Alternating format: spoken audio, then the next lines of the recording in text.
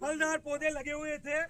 साथियों, प्रशासन के द्वारा हर साल नोटिस भेजा जाता है। उस नोटिस के तहत जब किसान अपना जुर्माना जमा करके गया और जुर्माना जमा करने के बावजूद किसान को उसके अलावा वो और कोई नोटिस नहीं दिया गया।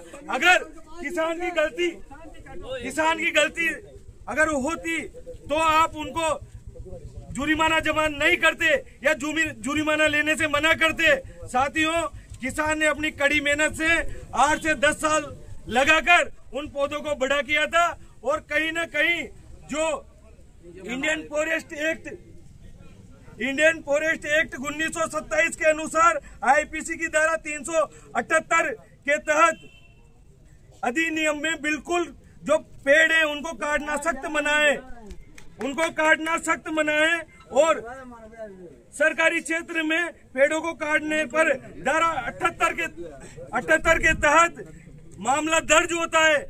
हम मांग करते हैं कि जो भी लोग मौजूद थे इन पेड़ों को काटने में, उनको धारा 78 के तहत उन पर कार्रवाई हो और मुकदमा दर्ज हो। राजस्थान भू स्वराज अधिनियम धारा 66 और 67 के तहत पेड़ काटना अवैध है और गैर कानूनी माना गया है, जिसके तहत हम मांग करते हैं कि जो भी पेड़ काटने में लिप्त है वो लोग इस नाथूलाल बेरवा जो किसान है उनको मुआवजा दे।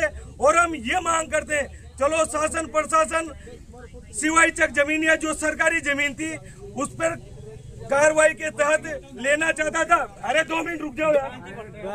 पर मैं शासन प्रशासन से पूछना चाहता हूं कि आपने एक अभियान चलाया, उस अभियान के तहत हमें आप सूची बताओ कि आपने कितने बीघा जमीन आपने जो बाहुबली है, जो पूंजीपति है, उन लोगों की या जो राजनेताओं के पास जो सरकारी भूमि कब्जा है, आप हमें डाटा दो कि आपने कितनी सरकारी भूमि अतिक्रमण से छुड़वाई। अरे 2 मिनट। साथियों, मैं सरकार से पूछना चाहता हूं, जो केंद्र सरकार प्रधानमंत्री नरेंद्र मोदी जी कहते हैं कि मां के नाम से एक पेड़ लगाओ, यह क्या यहाँ का प्रशासन, कनवास का प्रशासन प्रधानमंत्री और मुख्यमंत्री जी की बात को नहीं मानता क्या? ये नाम बोलते हैं मुख्यमंत्री जी और प्रधानमंत्री जी की जो सरकार है, कनवास प्रशासन उस बात को नहीं मानता क्या? क्या कानून को नहीं मानता है या कनवास प्रशासन? हम ये पूछना चाहते हैं और मैं आप लोगों से कहना चाहता हूँ कि हमें आप लोग बताओ कि आपने कितने बाहुबलियों की जमीन छुड़वाई। 300 बीघा जमीन बाचीगढ़ा के अंदर।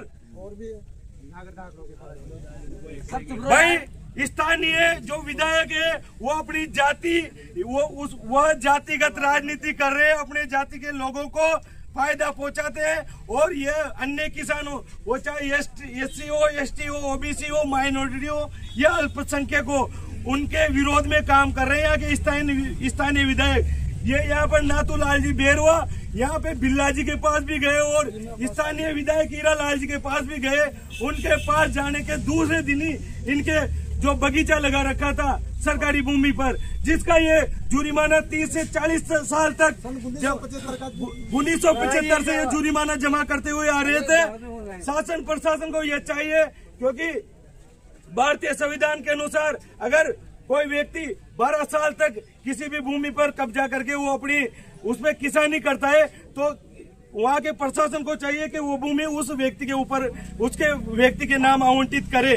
परंतु ये सरकार और ये यहाँ का प्रशासन दोहरी पूर्ण राजनीति के चक्कर में दोहरा व्यवहार कर रहा है और जो गरीब किसान है, एससी, एसटी, ओबीसी, माइनॉरिटी के उनके अधिकारों को ऊपर कुठाराघात कर रहा है। भीम आर्मी, भारत एकता मिशन और आजाद समाज पार्टी किसी के भी ऊपर इस तरीके का अन्याय अत्याचार नहीं सहेगी और कहीं भी ऐसा अन्याय अत्याचार नहीं होने देगी। जय जय जय जय जय जिंदाबाद जिंदाबाद। अगर इस पर तुरंत कार्रवाई नहीं होती है तो भीम आर्मी, भारत एकता मिशन कोटा, बूंदी, बारा, झालावाड़ को इसके विरोध में हम नहीं चाहते कि हम शासन प्रशासन में हमारे ही लोग हैं और हम शासन प्रशासन के खिलाफ जाएं, परंतु इस मामले में जो लोग लिप्त हैं। आप ये बताओ कि वहाँ पर जो आपका गांव हिंगोनिया है, वहाँ पर कितनी चारागाह भूमि पड़ी हुई है आपकी 1.25 बीघा के अलावा? हमारे गांव के ग्राम पंचायत हिंगोनिया में ग्राम बाचेड़ा है, उसमें करीब बाचेड़ा के अंदर 300 बीघा जमीन है। हमारे जो मेरा ज़मीन ये निकाली गई है वहाँ भी मेरी बाचेड़ा माल में आती है। उस माल में 300 बीघा जमीन 91 और बंजर और आदि वगैरह में पड़ी हुई है। लेकिन सरपंच की चला चली और एक सत्यवान ठेकेदार है जो पंचायती का ठेका लेता है, उसने पंचायती राज मंत्री जो अपने मदन जी लाहौर जी हैं, जो पंचायती का काम करता है, जो सत्यवान, उसने हमारे बेरवा बस्ती में खर्चा लगाया था। उसमें 3-4 टोली केवल मिट्टी डाल करके उस पर ही इंटरलॉकिंग लगा दी।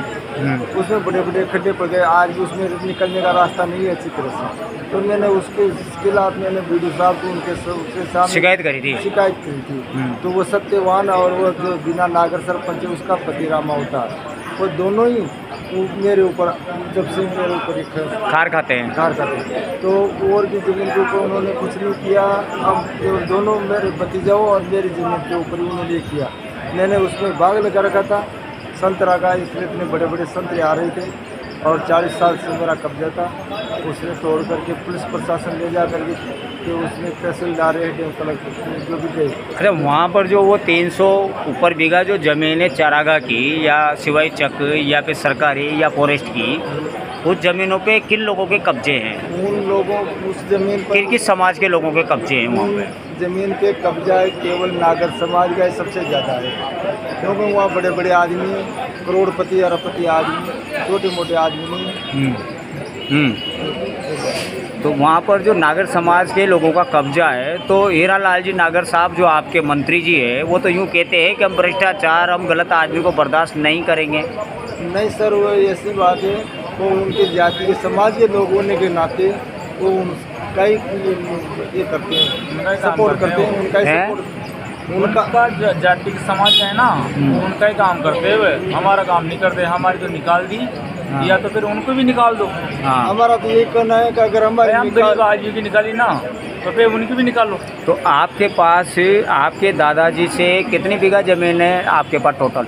मेरे पास खाते की मेरे पिताजी के पास में 8 बीघा जमीन थी। जिसमें कितने बेटे हैं? हम 2 भाई थे, देवीलाल बड़ा वो एक्सपायर हो गया एक कदम अचानक से, उसके 4 बच्चे हैं और 2 बच्चे हैं, एक पत्नी है। 7 के खातेदार है, वो 4 बीघा जमीन में माँ 7 खातेदार हैं। मैं नातूलाल छोटा भाई उसका, मेरे पिताजी मैं छोटा लड़का हूँ। मेरे 3 बच्चा है, 3 बच्चियाँ हैं और एक पत्नी है और 5 पोता पोती में 14 जीव हैं। अभी जो आपकी जो ज़मीन से उन्होंने पेड़ पौधे हटाए, एक